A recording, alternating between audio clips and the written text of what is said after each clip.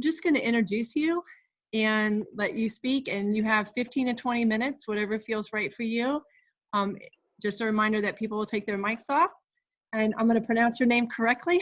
Frank Paino. Yes. Did I do it? You did perfect. Thank you. All right, and I'm going to be muting myself. And so, Frank, thank you so very much for being willing to do this. When I saw some of your work and saw that the new book was coming out and knew you were, like most of us, not being able to have a book launch, I really thought it'd be amazing if you would let us do it tonight. So thank you for that. Well, thank you so much for inviting me. And thanks to everybody who is here. I'm deeply appreciative. So I'm going to read for, I timed it out probably about 18 minutes.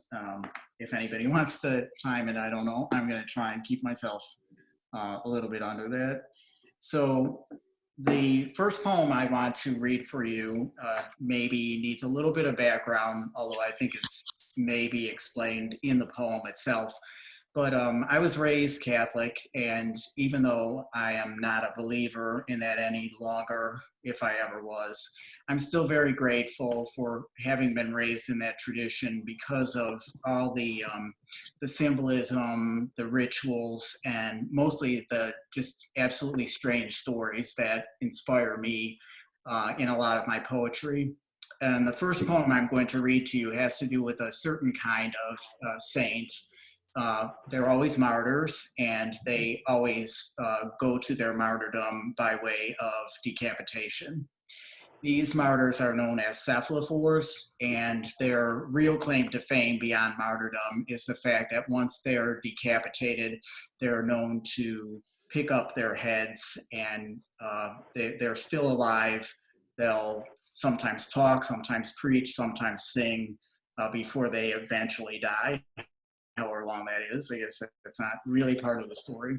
But anyway, they're called cephalophores, and this first poem I'm going to read is called, not surprisingly, Cephalophores.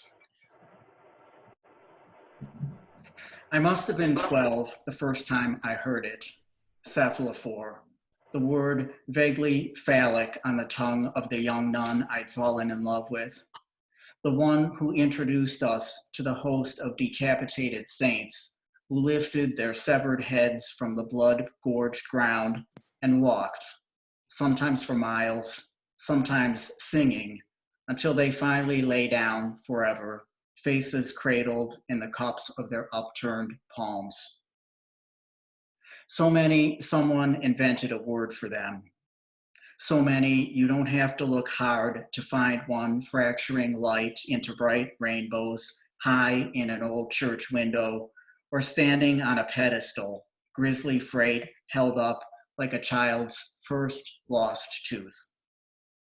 Here, a bishop hoists his head heavenward by the fish mouth of his scarlet mitre.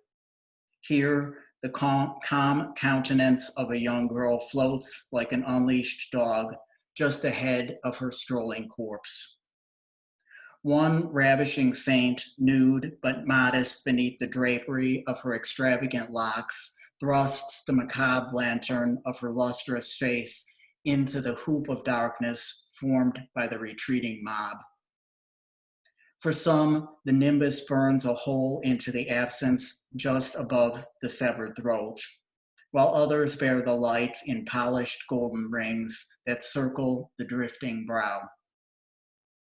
As a child, they haunted my thunderstorm nights, slouching in black hollows, harrowing the foot of my bed where they'd cast terrible, truncated shadows across the coverlet when lightning tore the sky in jagged gunmetal seams. 4 decades beyond my childish fears, the headless still keep me awake some nights, though nowadays they appear as unwilling martyrs of gods and governments, men and women who kneel in sad rooms halfway around the world, their grainy, televised faces turning from sharp fate, and having undergone such rough divorce, give the lie to pious fantasies. They cannot stoop to lift all they have lost and bear it to some marvelous conclusion. Sleepless now, I long for those faraway fears. What wouldn't I do to conjure the cephalophores to lie with me upon this shroud of twisted bed sheets and become again my deepest dread? I would hold their heads in my tremulous hands, kiss the ice blue mouths of the haloed dead, their lips tasting of copper and communion wine. I would let their blood pool upon my pillow in the spilt moonlight. I would let them do as they wished with me, whatever it might take, anything, anything at all. Okay, so the next poem I'm going to read is, I think there are about two poems that might be slightly lighter in theme in this book. I'm not a very light poet. But this poem is about a opera singer that most of you are probably aware of, Maria Callas. And there's a story about Maria Callas that is probably apocryphal, but I love the story, and it was too good to pass up as far as fodder for a poem. But the story goes that, and this at least is fact, that when Maria Callas began her singing career, she was rather corpulent, let's say, and she took a lot of teasing from other people about that. And so over the course of one summer, she lost 80 pounds. And the apocryphal part of this whole thing is that rumor has it that the way she lost the weight is by ingesting a tapeworm. Maria Callas was known for eating steak tartare, and so supposedly eating that raw meat was the method of introduction of the tapeworm, but supposedly then it took up residence in her intestines and absorbed a lot of the nutrition and calories that she would have otherwise had. So that's the story of how she lost the weight. And so this poem is about that tapeworm, and it's called, excuse me, Maria Callas's Tapeworm. She loves the way he comes in the sweet tang and blood of raw flesh, how he coils inside her, the way he never says enough. She feels him glide down her throat, sanguine and slick as pleasure. He kisses her belly deep, swallows her sins, tucks in her waist like a hard-boned corset, polishes her eyes with fever. He tightens a fist inside her like a miscarried child. He is the ravenous secret she keeps, the one who chisels her skin closer to bone and buffs it to a pregnant glow, though she knows that light is false as the moon's, though she knows someday he will waste her with his desire. Someday he will swallow her whole.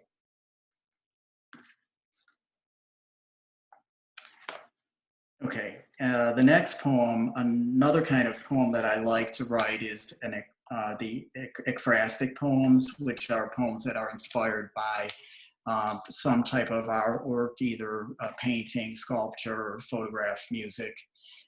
This one is inspired by a photograph taken by a gentleman named Robert Wiles, and it's of a woman named Evelyn McHale, who in 1947 committed suicide by leaping from the observation deck of the Empire State Building, which was on the 86th floor, well, still is. And as it happened, Mr. Wiles was across the street from where her body came to rest on top of an automobile right on the roof. And the thing that's fascinating to me about this, and I think to many people, is the photograph is not at all gory. It's actually strangely beautiful.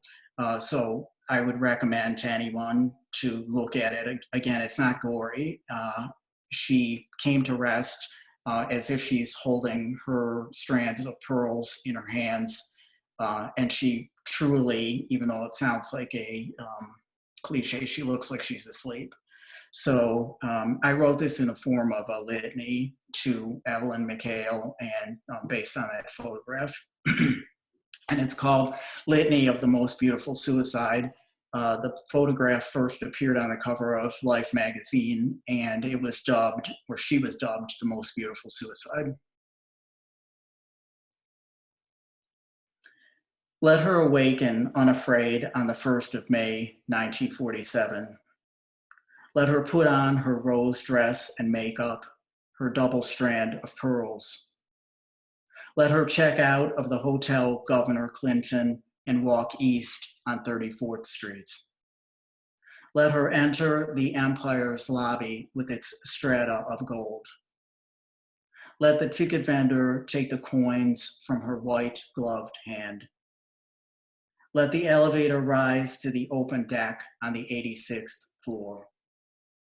Let her lay down her purse and family photos. Let her fold her long tan coat just so. Let her offer her alabaster scarf to the mild mid-morning breeze. Let her close her shadowed eyes. Let her step off the ledge as if beneath each scapula she feels the itch of wings. Let the sky that cannot hold her take her shoes, but nothing more. Let mercy turn each pedestrian gaze toward the swizzle of white that precedes her. Let glass and steel become her catafalque. Let her rest like a beautiful lie. Let we who did not know her be absolved for finding beauty in such broken truth, for having looked upon her being powerless to turn away.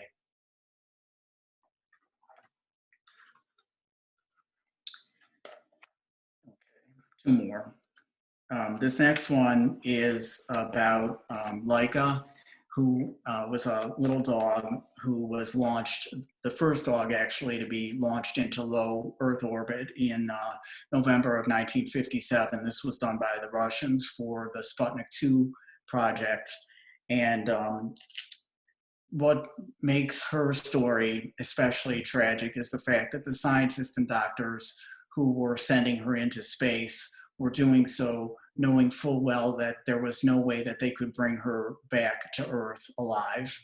I won't get into all the details. There are some stories about how they had poisoned food dosed so that she would die before she suffocated or whatever else they might have perceived as happening to her.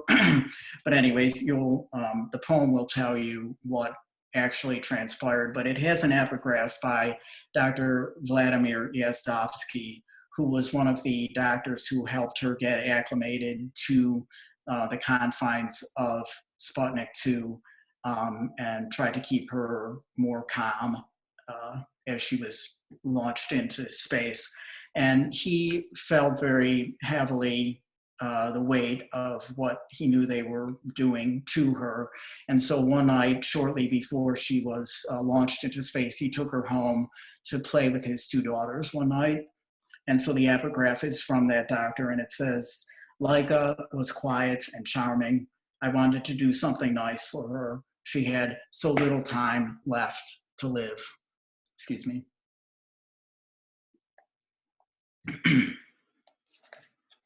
So this is Laika.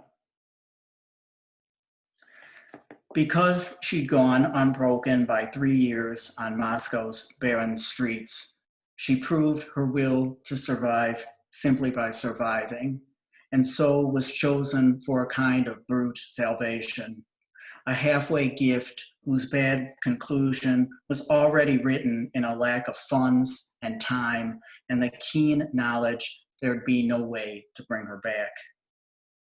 And so began fierce weeks of acclimation, each cage smaller than the last, to accustom her to stricture tight as an overnight case.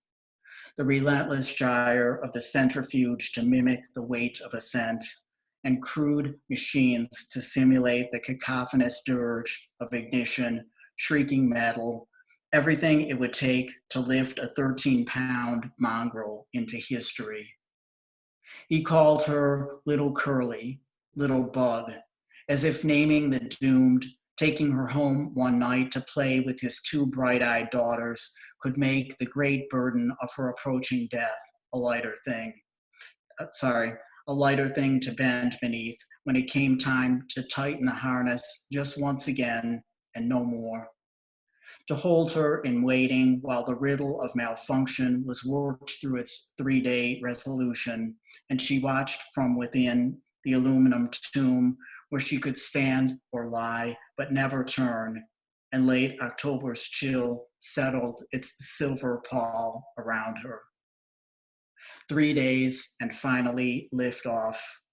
Then 3 anxious hours back on Earth before they saw her heart's green tracery slow again to nearly calm, while the unshed core quietly kindled its indigo fire inside the polished dome. Listen, there is no other way to tell a thing that has no mercy in it. She burned up from the inside. Fevered, frantic, blood-boiled, 600 miles between herself and solid ground. And there is no faith to be placed in the weary myth of sacrifice, no way to make right the trust that was betrayed, the muzzle and mad tongue of it.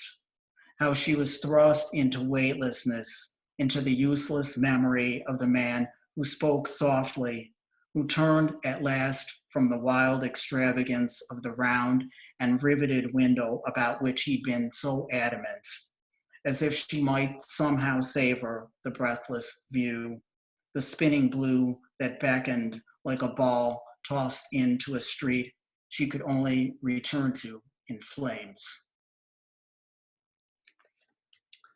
Okay, and this last poem I'm going to read is harkens again back to Catholicism and another one of its interesting stories.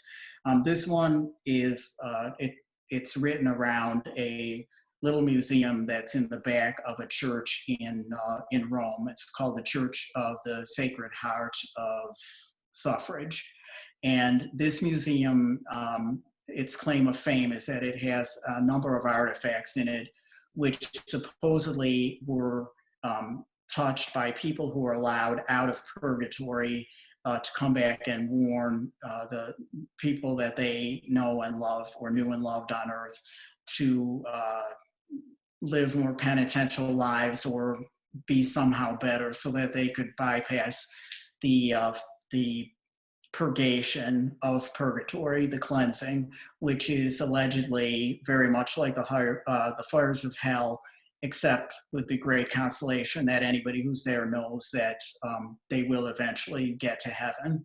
So those artifacts are described in the poem, and it's called, again, I'm not really good with titles, so it's called The Museum of the Holy Souls in Purgatory.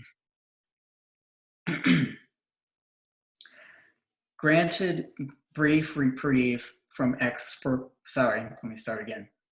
Granted brief reprieve from expiation, what form might these souls have put on to move once again among the living? I say sweltering exhalations of wind out of season. You answer, shadows woven from cinder and ash.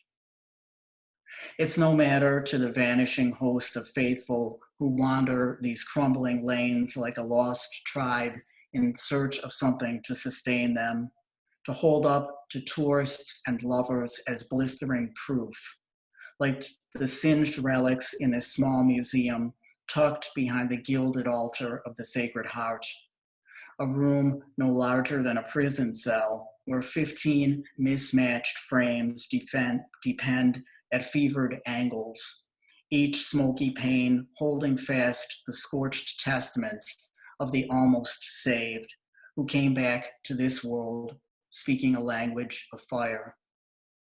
Behold, a husband's nightcap scorched by the slim gold ring of his burning bride, a young nun's pale cape gone black at the hem, clutched by her late confessor's hand, a well-worn psalter pressed tight to a flaming breast. Each earthly artifact a caveat, or so we are told, from heaven's igneous stepping stone. But what can the dead tell us that we don't already know? We are born from water into fire, and beyond our last breath lies understanding or oblivion. Love, if the dead go on, they still burn as we do. So let's light a candle to hold back the vaulted black beyond this charred assemblage. Let our prayer be my hand against your cheek, a long kiss in this chill room, then one more before we step back into Rome's falling umber, the ghost of your lips still warm on my mouth. Thank you.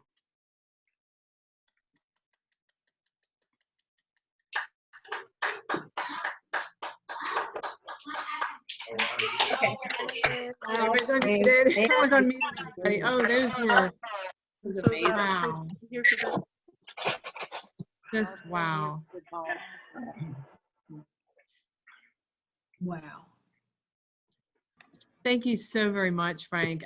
The main thing I noticed is in the chat where all of us are just blown away by different lines. I don't know if you can scroll through some of the comments, but just, you know, gorgeous.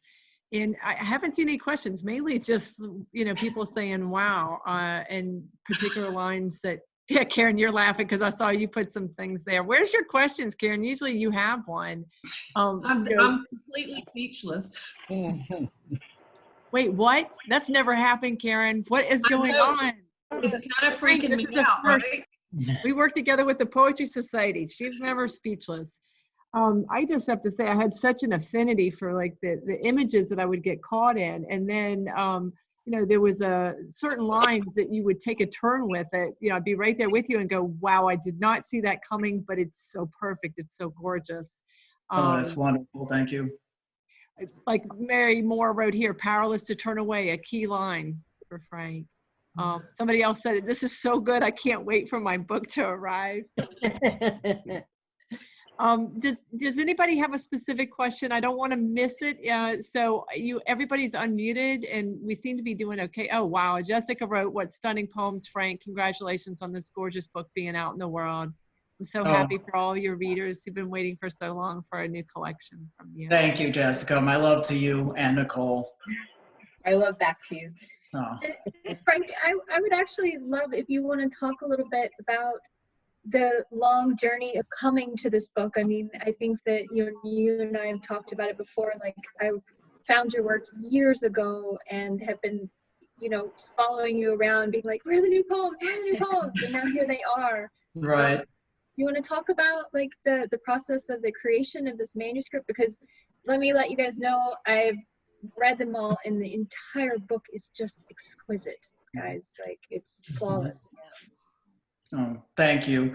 Well, so after my second book came out, I took a very long hiatus from writing for a number of reasons, most of which I don't really care to get into. But my sister and I had our mother who was very ill. We ended up taking care of her for a number of years, which was, it was very labor intensive, let's say. And to be honest, I also had this notion that this is really silly and kind of embarrassing to admit, that I had said everything I wanted to say in my poems already. And I had this real fear, which I still kind of do, of just repeating myself. So for a long time I didn't write for that reason as well. But any of us who write poetry or write anything or create anything, I think, know there really isn't a choice. It's something that I have to do. And I've got my obsessions. So I've kind of given up the idea of trying to write about anything new because I'm passionate about a certain number of things. And as Kafka said, you know, you have to follow your most intense passions, whether it's fashionable or not. And I very much buy into that. So I did start writing. I wrote over the 20 years enough that I actually have enough material for 2 manuscripts, one of which is obscura now, which Luke Hankins, bless him if he's out there, and Luke Hankins actually helped me combine both manuscripts into what became obscura. So I actually have another manuscript that's already out and circulating, and I'm probably about halfway into a new one. So that's probably a long answer, Nicole. It was nice to hear a poem about Laika from that perspective, and some of the lines in there, the images really stuck with me. And I remember, hearing about Laika, and my nickname was Laika, and I was horrified, and everybody celebrated that. And so I was really grateful to have that empathy towards this animal thrust into space with no other, way to make any choices or come back. That was lovely. And people keep writing, I'm so glad that you realized that you had not actually said everything there was to say or that you had to say. And somebody else wrote, I'm so glad there are more poems coming. Oh, thank you so much. So I'll make sure to send this all to you. Does anybody have any more questions? I think process, I was wondering about the musicality, because a lot of your poems to me had, like their own music underneath of things, particularly the litany poem. And that was really lovely. And I was wondering, is that something that comes naturally for you? Is it something that you consciously start hearing and emphasize? I love that question. I am obsessed with the sound of my poems and the sound of poems in general. Yeah. But my sister could attest to this. I am insane about revision. So when I start a poem, it's actually really embarrassing because it's just very pedestrian. And I like to think of it as almost like a sculpture, because I am a frustrated artist. And I just keep chiseling away until I find the real shape of the poem and the music. I will revise and read my poems to myself aloud because I need to hear that. But I'm so grateful to you for saying that, because the musicality of my poems is something that's extraordinarily important to me. It's gorgeous. It shows. That's lovely. Hey, Frank. We have a request. Pat, I'm new to you. I have not heard your poems before today. Okay. Not before today. I read them all because I ordered the book. Oh, thank you. I'm telling you, I am absolutely in awe of what you've written. Oh, thank you. I like the dark side. I like the Catholic side, being Catholic. Mm-hmm. I like the way you look at things, different perspectives. And there's nothing pedestrian about your poetry. Well, thank you. Yes, being raised Catholic has definite benefits. But thank you very much. I really appreciate that. Quite a few recovering Catholic poets, for sure. Right. Yeah. There's a lot of us. I noticed that we actually, you're almost getting like the lighters for concert. People are writing another poem. So we're going to come back to that. I did want to come to a question that has come up in the chat. And Karen, you said, can you talk about your process for beginning a poem? Do you have like a writing practice, or do you wait till you feel inspired? So kind of asking, where are these poems coming from, internal, or do you seek out and kind of bounce off? Well, that's a two-part answer, which I'll try and go through quickly. I do have, my sister is probably the best one for this. She'll read about something strange and she'll send it to me and say, this could be a Frank poem. This could be a Frank poem. So I collect those things, and she gives me many, and any of my friends who know me will send things along. And then of course I have my own weird obsessions and reading. So it's actually a disparate source. But for my writing itself, I have a ritual that I absolutely need to follow, which is to have books by poets I admire on my desk. One of them has to be open at all times. It simply must be. And I will pick up a book and look at it, and hopefully a word or a phrase may be a springboard, even if I have a topic in mind. So let's say I feel like I want to write about Laika. I don't know how to begin, and I'll read a poem, and I'll see a word that will be the springboard to get me going. And then it just goes from there. That's awesome. That's very helpful to hear, that aspect of your process. I'm glad you asked. But it really is, when it starts out, it's very, I call it a blob indecorously. And it's very misshapen. There's no music to it or anything. So it's just the basic idea. And then it's up to me to make it sing. Yeah, I love that. That's very beautiful. I think it's also, when I hear something like that, that kind of gives hope, because I have very ugly babies and I have to spend a lot of time with them. So having someone else, kind of have that same process makes you feel hopeful. The ugly babies can get cleaned up and sent out in public, maybe. Right. Karen said, I'm loving the details of this writing practice and process, about the ways the topic might be there and how the word or phrase becomes a springboard for you, Frank, is helpful. That's awesome. Mary said, I revised tirelessly, as you know. So that was I know you do, Mary. And it's well worth it. So would you be willing to read another poem, Frank? Yes. Surprise us? Please. Sure. I mean, thank you. I'm not really sure what I'm going to read here. I'll try and pick a shorter poem. I have a request. Oh. Yes. I have a request, if you don't mind. Sure, go for it. Your poem, Dog Buddha. Dog Buddha. Okay, I love the imagery so much in that Thank poem. you. Okay, the one really happy poem in the book, right? Okay, sure. So, Dog Buddha. And this is a good choice because it's a short one, too. I don't think this one needs an explanation.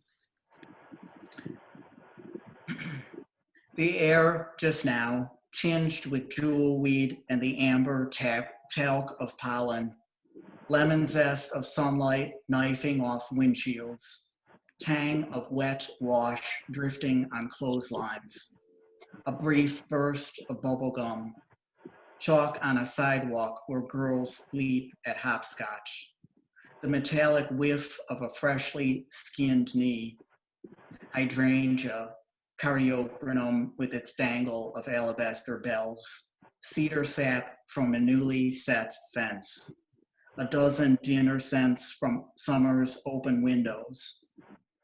Somewhere nearby, something has died. Already it begins to dismantle in the breeze. Laughter, stiletto shouts, bicycle tires hum on asphalt, radio flare, and the pesky munch of a blood-bloated tick, all caught in preposterous flopping ears, bright wind-teared eyes, and the quivering black nose that marks the farthest point of that abandoned leaning as the car accelerates. Sight, sound, taste, and feel.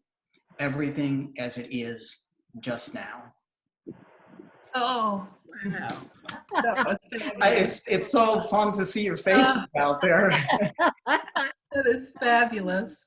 Thank you. Oh, Jessica said, so much. we keep a copy of this poem up in our library. It's the best. I remember seeing it. Thank you. Yeah. Can I ask another revision question? Sure. So, you said you've been working on these poems for 20 years, and I'm just wondering about the process, one, of delving back into these poems to put the collection together, in terms of kind of spending, like, time traveling back to yourself 20 years ago, and what that was like for you, and then also what it was like to try to make those poems of a piece to be a complete collection. Okay. That's a good question too. One thing again is it's good to have this limited weird cosmos of obsessions of mine. So I'm still writing in that same galaxy, which I think is helpful in putting a collection together. I'm very much with Valeri when he says that a poem is never finished, it's abandoned. So those poems were abandoned whenever I set them aside. I'm not much, once I'm ready to abandon a poem, let's put it that way, then I do abandon it. So again, it was with Luke's help that we put together chose the poems for the collection, but I very much railed against putting it into sections. So I needed to find out how the poems spoke to each other, in terms of not saying like, let's put all the saint poems together, let's put the historical, the ekphrastic, all in sections. So I laid them out on the floor and looked at how they spoke to one another in that sense, and hopefully that makes some kind of sense. I guess it did to Luke, because he only asked me to make one change, which was moving a poem, moving the end of all flight to be the first poem. So that kind of made me feel better. I don't know if that really answers your question, Jessica, but since I'm always, again, writing basically about the same things, it wasn't really that difficult, and the me from 20 years ago really isn't that different, poetically speaking. I hope I've made leaps forward with my language and imagery, but in terms of theme, it's pretty much the same. So I think it was fairly easy for me. That's a good question, because I do think that it's hard not to be curious about how people approach their work and putting something together, like what is it called? Ordering the fire. I mean, it's a hard thing to put all that in place. And it was interesting to hear how yours was more about the poems talking to each other rather than like thinking in terms of thematic.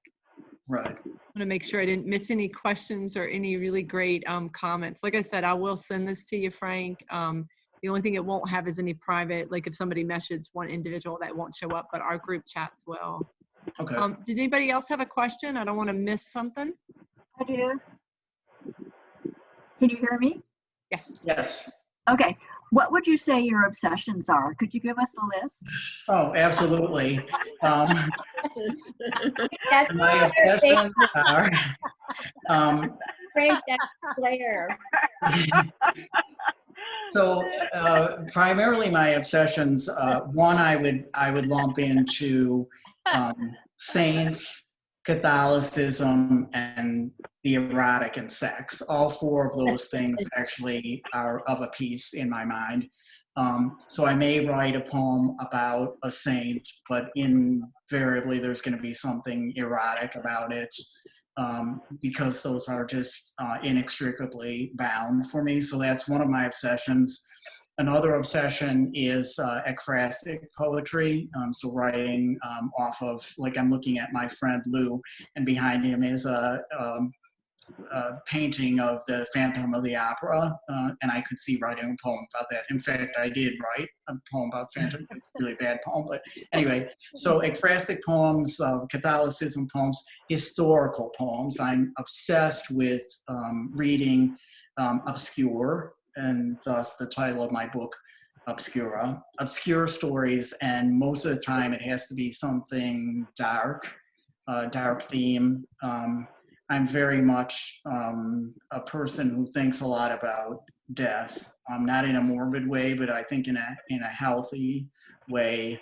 We're all going to die, and I think a lot of people just want to shove that to the side and not think about it. And it's instructive to me to look back at history and see the way other people have met their ends and the way they've dealt with that. So historical poems, and more recently, animal poems, primarily. I'm not a vegetarian, interestingly, but the way that humans really abuse animals, like as a perfect example, but I have a couple other poems in the book that are exemplary of the ways we really are abusing nature and animals and our planet, really. So I would say those are my primary obsessions. Thank you. Great Thank you. question. Thanks, guys.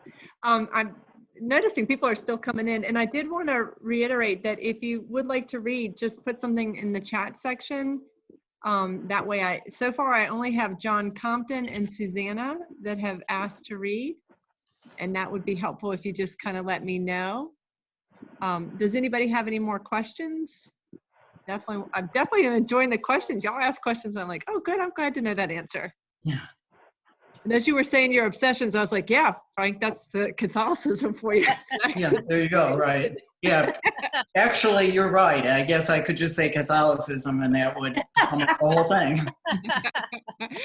Oh, thank you. All right, so I have John Compton, Susanna, Marie, Karen, and Craig that want to read. And if y'all are great with that, we will head in that section. So when we do the open mic, if people can just remember to mute themselves, and I will make the person reading the spotlight video so that we have the voice matching up to the picture. And we will go in the order that I received everything. Thank you so very much, Frank. I think people want to clap again. I know I do. Thank you. Oh, thank you. Thank you. That was so amazing. Thank you. Wonderful. Oh, and Deborah, you asked if I was going to make the recording available, and I will. I'll post it on Facebook, and then I'll send it to Frank or put it on his Facebook page. And that way, if you did want to come back to it or you want to share it with somebody, you can. He said you're supposed to be teaching. That's oh, this is educational. You're learning, and that feeds into teaching. See, there's a way into everything. So John, you'll be up first, and I will head in your direction and make you the spotlight video. And if people don't mind muting themselves, I will mute myself as well. Thank you. Hello. Oh, just sorry, I've never done this. Okay. I want to read part of the long poem I have, and I hope this doesn't mess up. I got to go to another screen to see the title. So here's the title. Burning his matchstick fingers, his hair went up like a wick. And did you all hear that? Yeah. All right. So I'm going to read a part of part 3. I felt her ribs loose and tarnished, like jewelry that never fits. They moved under her muscle, rivets across broken seams, each bone diagonal with a finger. I want to play her music with her 17-year-old violin, but the strings are corroded and I'm afraid I'll be miscarried. If my father had not sewn his palms to my mother's womb, I would have never known his existence. His voice like vinyl, thick and scratched, barely audible through the skin. If he had known my ears worked, maybe his voice would have been louder and he wouldn't have been afraid to say, I love you. And that's all I read. I don't want to take too much time. That was great. Thank you. Thank you. That was wonderful. I deeply appreciate you being willing to do that. It's hard to step out of that comfort zone. But thank you. Especially with all these wonderful poets I've never really read in front of people before, so yeah, it was exciting. Awesome. Fantastic. John, I'm going to go to Susanna next. And your way, Susanna. Oh, and Marie wrote to you, John, before I go. She said you did great. So you're getting comments in the chat section, so please double check on there so you can see what people are writing.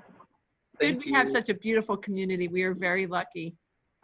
Susanna, I'm not seeing you now, so are you still here? Unmute yourself and let me know. Okay, she might have gotten bumped off. So I'm going to go to Marie next. And if Susanna shows up, we'll circle back around, guys, if it is okay. There we go. Marie, I'm making you the spotlight video. Let me take you over there, Sean. Thank you. Yeah, this is not the best at multitasking, so you will see every once in a while where I'm like, okay, give me a moment. And then, all right. We're learning this new way of being, hey? Yes, right? Okay, so I'm heading towards Marie now. Let me get to you, and I will make you the spotlight video. And if you are not okay with, Marie, where are you? I don't know. I have a red wall. It's Marie's. Okay. Oh, you've got the beautiful, you've got a gorgeous place. You look like breakfast at Tiffany's. Oh, it's the bangs. First of all, hi. It's so nice to be here. And Frank, it's interesting to like see you face to face, but not face to face after our email communications. I'm in the far west coast of Canada on Vancouver Island. And I encountered Frank's work on the Palette Poetry website, and I just was so taken with his poem Dirge. I don't know if you all are familiar with it, if anybody's read it.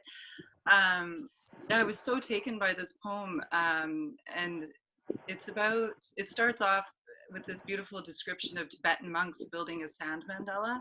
Oh, I know that one. Yeah, and the incredible transience of life, and this idea that it's this labor and beauty that is made so much more powerful because it is transient, because it ends. And then towards the end, he talks about, you know, holding space for an important passing. And I was so taken with this poem that I wrote like a response to it. And then I sent it to Frank. I found his email online, and then we had this like lovely little correspondence. And so I'm gonna do my response to this poem. And I too love to have poetry books open around me when I'm writing, and I teach a lot of creative writing, particularly poetry, to like young people, and I'll often find prompts within poems that I love that I can give to kids, and then they write out of it. So, but Frank's poem is a dirge, and mine is a nocturne, which is a piece of music written to be to heard at night. And my son is named Wolfgang, and you know, the famous composer Wolfgang Amadeus Mozart wrote a few nocturnes in his day.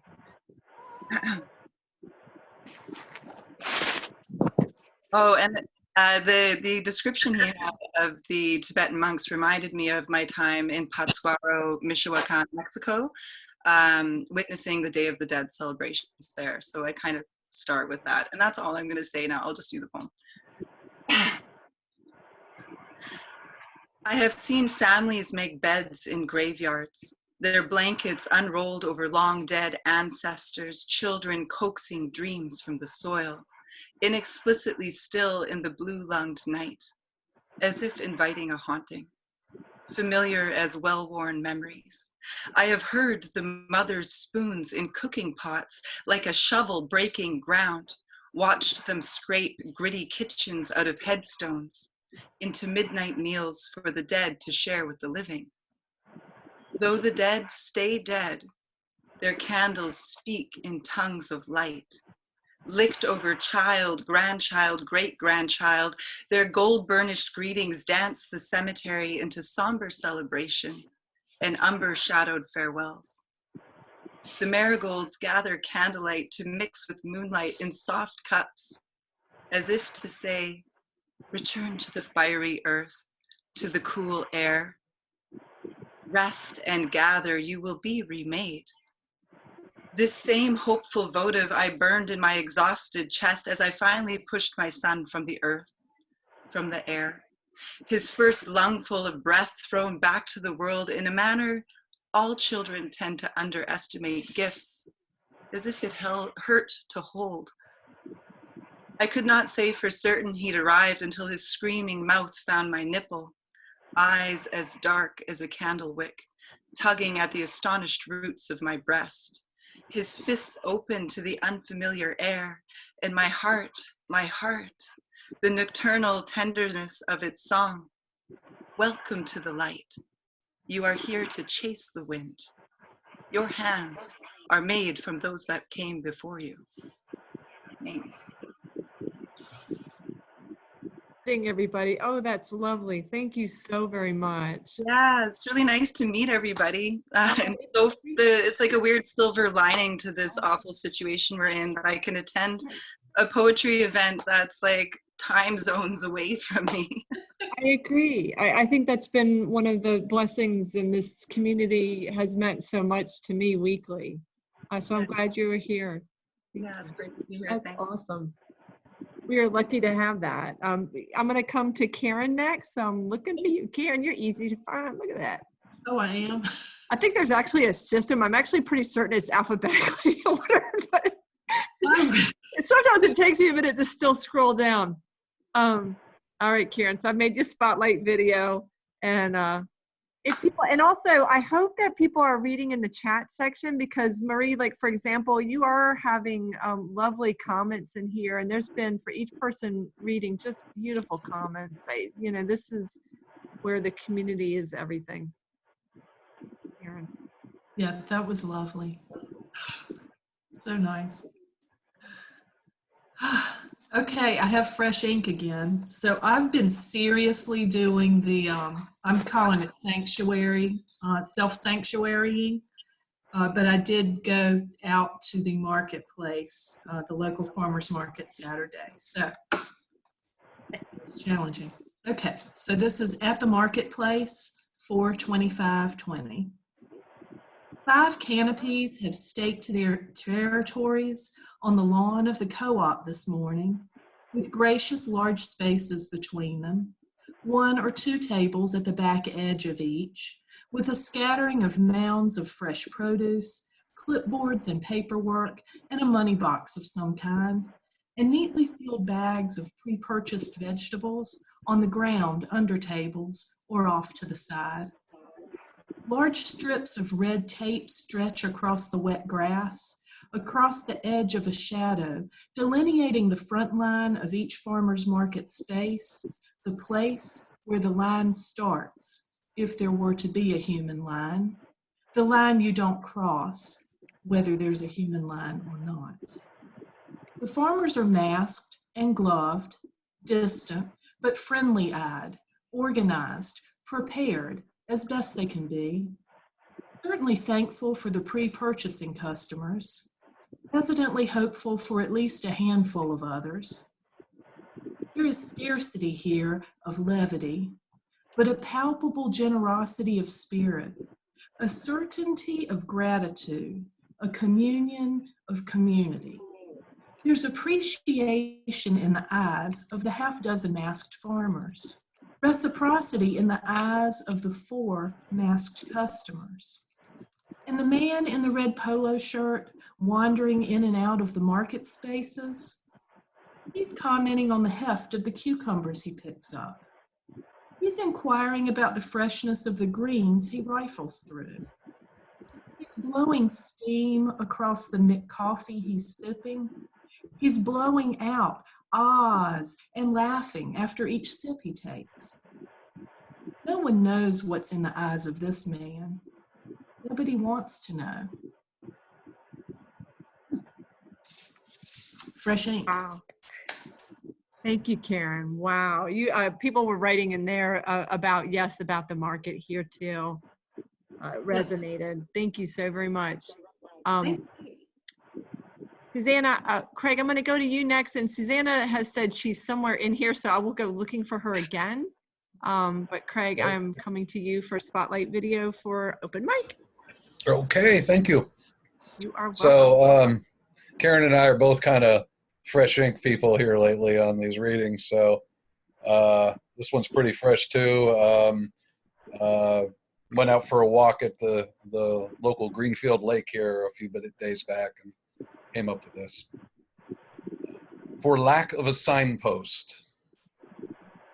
A turtle in ungainly hurry heads toward the street and death. Ahead of me, a runner, dark skin alive with sunlight, all possession and fluidity, lifts the turtle, gives it a turn, and sets it back in the clover, facing the green of leaf and lake. Soon enough, my mind is back in its world of what can I do? Chewing the day like any metaphor you care to apply. It's worn out, you see, after weeks of dealing with a loss not uncommon. Until I hear, where's home for you?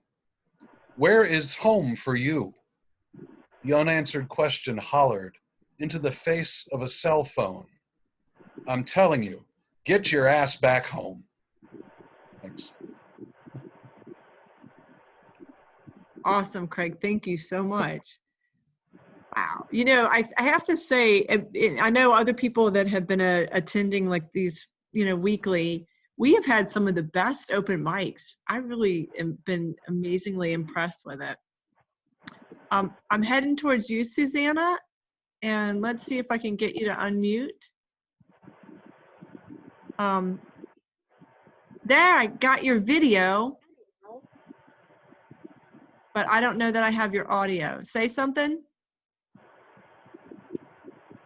No, your mic's not working, honey.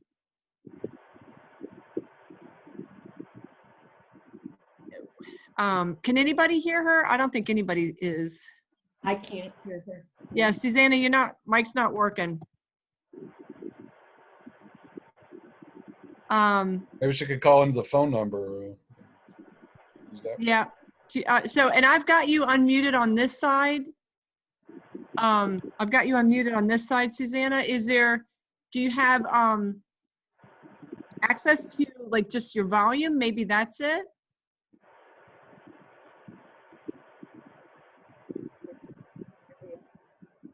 I feel like I can almost hear you. You could go up to your system preferences. I don't know if you're already doing that. Or if you go down to the far left side, you might check down below where it says mute, like your. And next time coming in, check your mic beforehand. The other thing you could do is if do you have your poem up on your screen? You can hit share screen and somebody can volunteer to read your poem for you. Or you could throw it in the chat section. Okay, you did all the changes, but she might need to turn off her computer. All right, well, we gave it a good shot. I'm sorry, Susanna. Thank you. I will cancel Spotlight. And did I miss anybody that would like to read? Because that was our last open mic person, and I don't want to miss anybody. And we can all unmute. I'm going to unmute us all so we can be together. Woohoo! Woo! Yay. Freedom. Frank, there were some more messages in there. Some people had to sign off, and so if you scroll back through that, you'll get some of those.